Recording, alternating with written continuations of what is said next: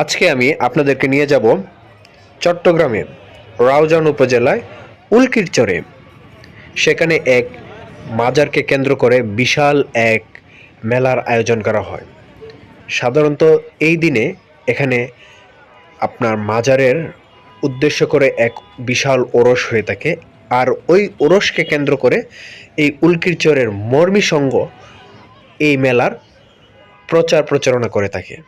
তাই আজকে আমি আপনাদেরকে উল্কিরচর কিভাবে যেতে হবে, কত টাকা খরচ হবে, সব একটা বিস্তারিত ধারণা দিয়ে দিব। তো আশা করি আপনারা আমাদের সাথে থাকবেন এবং সম্পূর্ণ ভিডিওটা দেখবেন।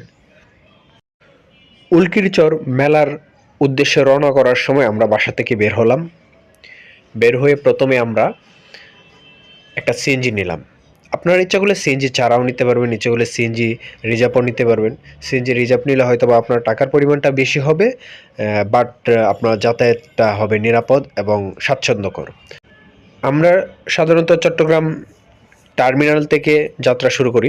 তো এখান থেকে আপনি যদি ভেঙে ভেঙে যেতে চান তাহলে আপনি যেতে হবে প্রথমে লেগুনা টাইপের, আমাদের এদিকে লেগুনা বলে।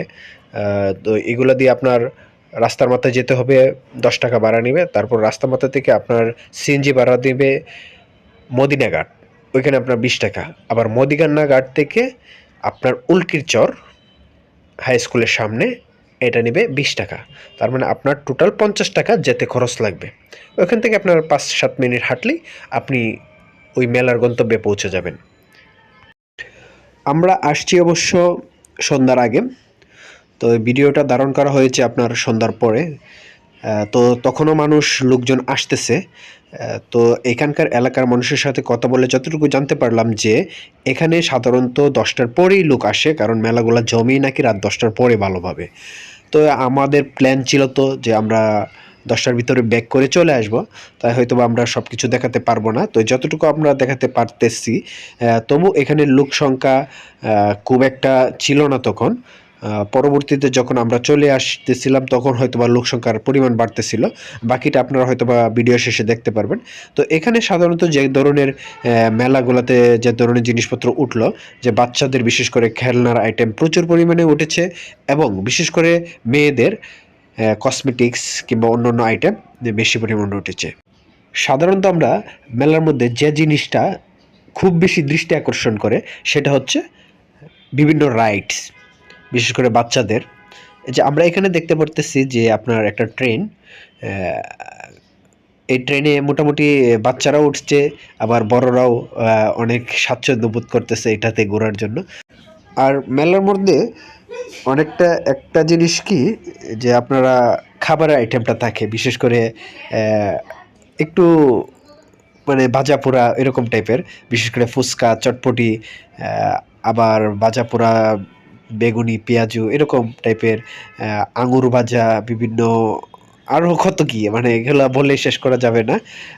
এখানে জিলাপি, আবার কত কিছু আছে, এগুলা তো আমি আসলে মুখস্থ করি না কিংবা বলতে পারি না।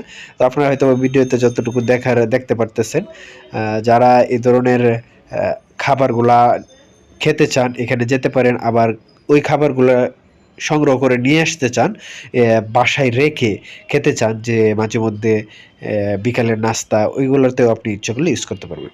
তো আমরা বাজার ঘুরতে ঘুরতে আবার চলে আসলাম যে নৌকার এখানে, যে নৌকা দিয়া দুলনিকায় এটাতে। তারপরেই চোখে পড়লো আপনার পালকি। পালকি বলতে চরকি, এটাকে চরকি বলে। তো অনেকগুলো চরকি আসছে এখানে, প্রায় 4টা না 5টা চরকি আসছিল। তখন মাত্র মেলার শুরু, তখনও লোকজন কম ছিল বিদায় চরকিগুলো খুব একটা চলছিল না। আর আমিও যেগুলো ভিডিও করতেছিলাম তখন হয়তো বা চরকি থেকে লোকজন নামতেছিল, এই জন্য ঘোরাচ্ছিল না, তাই সবগুলো দেখাতে পারলাম না।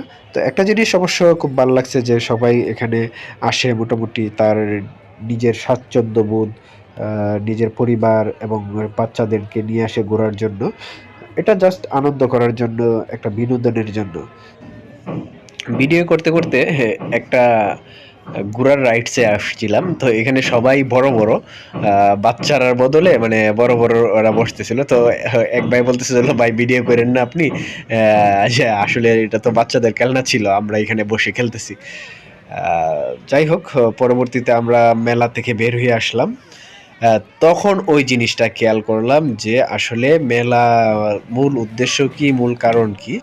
মূল উদ্দেশ্যই হচ্ছে আপনার এখানকে মাজারকে কেন্দ্র করে বিশাল এক ওরস হয়, ওই ওরসকে কেন্দ্র করে ওই মেলার উদ্দেশ্য। তো এখানে বিভিন্ন জন বিভিন্ন জায়গা থেকে মহিষ, গরু, ছাগল নিয়ে আসে ওই মাজারে দান করার জন্য। ওই দানের উদ্দেশ্যে সবাই এটা একটু জশ্নে জুলুস টাইপের করে। বাট এটা কতটুকু ইসলামের মানে পক্ষে, কতটুকু বিপক্ষে, এটা আপনারাই হয়তো ভালো জানেন। এটা নিয়ে আমি মন্তব্য করতে চাই না। তো এখানে অনেকক্ষণ দাঁড়িয়ে আমি এগুলা দেখতেছিলাম যে আগুন দিয়ে খেলা করতেছিল, আবার অনেকে বাজি ফোটাইতেছিল। এগুলো অনেক পাওয়ারফুল বাজি ছিল, আপনারা হয়তো বা শব্দগুলো শুনতে পারতেছেন না মিউট করে দেওয়ার কারণে, কারণ প্রচুর পরিমাণে হিউজ ছিল। তখন যখন ভিডিও করতেছিলাম তখন ভাবতেছিলাম যে আসলে আমার মোবাইলের কোনো প্রবলেম হয়ে যায় কিনা, যে পরিমাণ আওয়াজ। তো আপনারা এখানে দেখতেছেন যে সবাই মানে নাচতেছে, প্রচুর পরিমাণে বাজি ফুটাইতেছিল। আমার ক্যামেরা হয়তো বা খুব একটা ভালো না বিদায় আপনারা এগুলো দেখতে পারতেছেন না, আর হিউজ পরিমাণে আওয়াজ ছিল।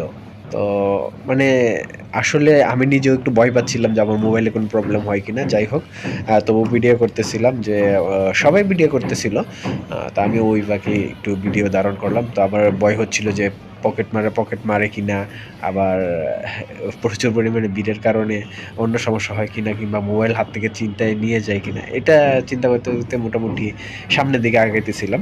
তো এই বাসায় ব্যাক করার জন্য সামনে আগাচ্ছিলাম, তখন মানে এই পরিমাণ মানুষ আসতেছিল যে প্রত্যেকটা মানুষই এক একটা লাইনের সাথে মানে সংযুক্ত, চেইন অফ কমান্ডের মতো চলতেছিল। যাই হোক, তো এত বাধা বিপত্তি পারিয়াও মানে সামনে আসাটা আসলে খুব কষ্টসাধ্য ছিল, যে একটার পর একটা মিছিলের মতো করে আসতেছিল। তো এই জায়গায় ওই জায়গায় দাঁড়াচ্ছিলাম একটু পর পর, যে মহিষের কারণে আসলে সামনে হাঁটা যাচ্ছিল না। সবাই শুধু মাজারমুখী এবং মেলামুখী ছিল, কেউ বিপরীতমুখী ছিল না। আমরাই শুধু বিপরীতমুখী ছিলাম।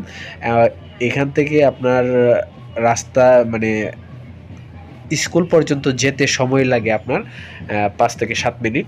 কিন্তু আমার এইটা সময় লেগেছিল আধা ঘন্টার উপরে, কারণ হেঁটে যেতে এই পরিমাণ ভিড় ছিল যে একটার পর একটা মহিষ, গরু, ছাগল নিয়ে আসতেছি। আর এভাবে মিউজিক এবং বিভিন্ন বাজনা, বিভিন্ন হই হুল্লার কিংবা বিভিন্ন টাইপের বাজি ফোটাইতেছিল, তাই একটু রিস্ক নিয়েই সামনে আগাইতে হয়েছিল। সবাই মানে একটু কষ্ট করেই আগানো হয়েছিল। যাই হোক, পরবর্তীতে অনেকটা কষ্ট করে সিএনজি পর্যন্ত আসলাম। তারপরে ভাবছিলাম যে হয়তোবা রাত হয়ে গেছে, এখন হয়তোবা ভাড়াটা বেশি রাখবে যে বাসা পর্যন্ত যাওয়ার জন্য। তো যাই হোক, আমরা যে সিএনজিতে উঠেছিলাম ওই সিএনজি ২০ টাকা করেই নিচ্ছে। আমরা উল্কিরচর হাই স্কুল থেকে মদিনাঘাট ২০ টাকা করে আসলাম। পরবর্তী সিএনজিগুলো নাকি শুনলাম যে ৩০ টাকা করে আসছে। উল্কিরচর থেকে মোটামুটি সস্তায় আসতে পারলাম। তারপরে আবার মদিনাঘাট থেকে আমরা আবার আসলাম ২০ টাকা দিয়া। রাস্তার মাথা পর্যন্ত ২০ টাকা দিয়ে আসার পরে রাস্তার মাথায় অনেকক্ষণ ওয়েট করার পরে ভাবলাম যে গাড়ি পাবো কিনা। তাই যাই হোক, পরবর্তীতে ১০ টাকা করে আমরা চলে আসছি বাসায়। এটাই ছিল